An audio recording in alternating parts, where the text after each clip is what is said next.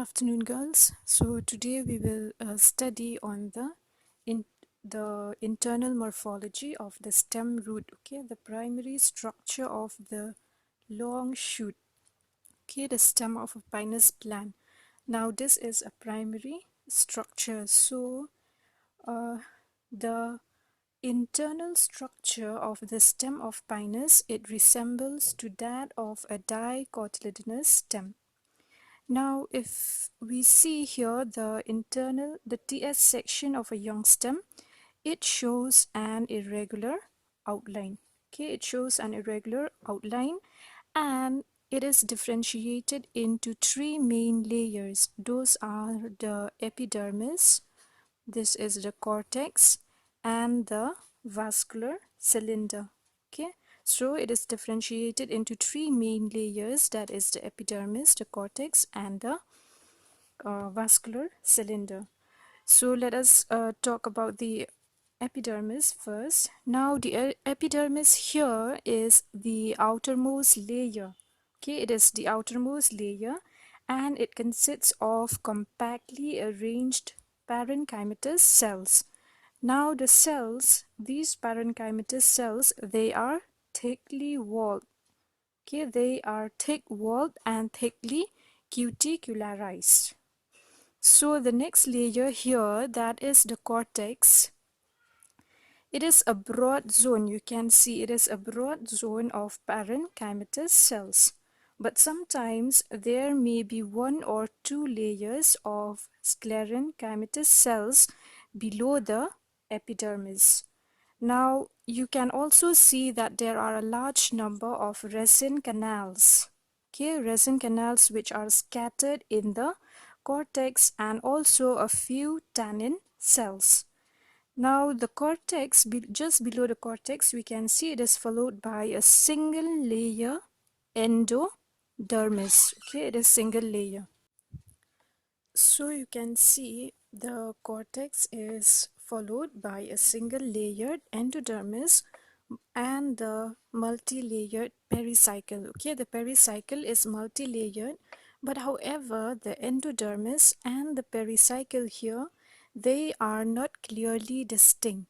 Okay, so next we will see the vascular bundles. Now if you take a look at the vascular bundles here, they are conjoined. Okay, you can see the xylem and the phloem, they are conjoined collateral. Okay, they are arranged in a single line. You can see here they are not alternate with each other. It's not like in the case of the root where we see here the xylem, the phloem. The xylem, the phloem, it is alternate and arranged in a radial manner. But in this case, in the stem, it is always like this, okay, where the vascular bundles, we can see they are conjoined, collateral, and also they are open. Why? Because we can see the presence of cambium here. Okay, so they are open and enlarged, and also they are closely arranged in a ring. Now these vascular bundles, actually they are separated with each other. You can see here they are separated with each other by narrow medullary rays. Okay, the medullary rays are present in between these spaces, in between these vascular bundles. So these vascular bundles, they are separated with each other by a narrow medullary rays. So here the vascular bundles, we say that it is conjoined, collateral, open due to the presence of this cambium. You can see between the phloem and the xylem, there is a presence of this cambium. And also enlarged. Why enlarged? Because if you see here the protoxylem, the first form xylem is inner to the metaxylem here. Okay, the secondary xylem, that is the metaxylem. So the protoxylem is inner to the metaxylem towards the pith. So that is why it is called endarch. Now here these vascular bundles, if you see here around 5 to 10 or more vascular bundles, they are closely arranged. Okay, they are closely arranged in the in a ring. Okay, just take a look at this diagram. If you can see here that the vascular bundles, they are arranged in a ring, and that is why this type of stele is referred to as, this type of vascular bundles is eustelic. Okay, it is known as eustelic or polyfascicular endarch siphonostele, meaning eustelic, meaning the vascular bundles, they are arranged in rings, in a ring. Here you can see. So now the xylem, if you take a look at the pith here, the pith is small. Okay, the pith is small, and it is also consists of a parenchymatous cells, and also a few cells of the pith, they are filled with these resinous substances. You can see the resin canals, they are present in the cortex as well as in the pith.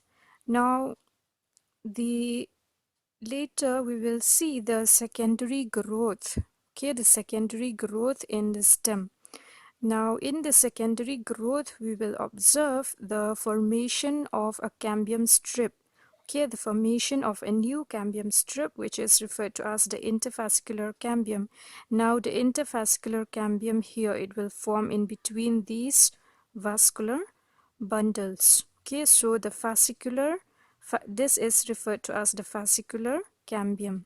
Okay, this one here is referred to as the vascular cambium, and a new cambium will form in between these vascular bundles. Okay, so both the vascular and the intervascular cambium, they will join with each other to form a complete ring of cambium. Also, we will observe that the primary xylem, just remember this, that the primary xylem, it consists of the tracheids. Okay, it consists of tracheids and parenchyma, and also the vessels are absent.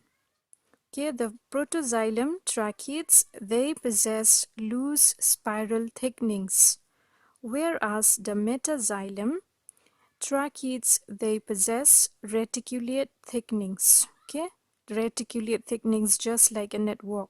Okay, a net or a network. Now the cambium layer is present in between the primary xylem and the primary phloem. Okay, the primary phloem here, it consists of sieve tubes and parenchyma, whereas the companion cells are absent. So just remember this, that the vessels, they are absent in the xylem, and the companion cells, they are absent in the phloem.